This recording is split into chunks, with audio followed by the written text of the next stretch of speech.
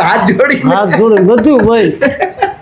જો એના ઉપર વીતી છે એટલે એને ખબર છે મને ખબર બરાબર એટલે હાથ જોડીને ના પાડે છે હાથ જોડીને ના પાડું મસાલા ન ખાઈશું ખરેખર ના ખાજો એની હાલત મેં જોઈ છે એટલે તમને લાગે અત્યારે હસવું આવે છે હા અત્યારે હસવું આવે છે તેથી આખું ઘર રોતું હતું. આ મારી સહિત આખું ઘર રોતું હતું. પરિવાર અમારા ભાભા હતા ને અહીંથી ફોન કર્યો તો ને ભાભા આખા પરિવાર રોતા હતા ત્યાં ઘરે આખું પરિવાર રોતું હતું. આખો પરિવાર રોતો. બરાબર આ તો હવે સારું થઈ ગયું એટલે હસવું આવે એ બે ઘડી ગમત કરીએ બરાબર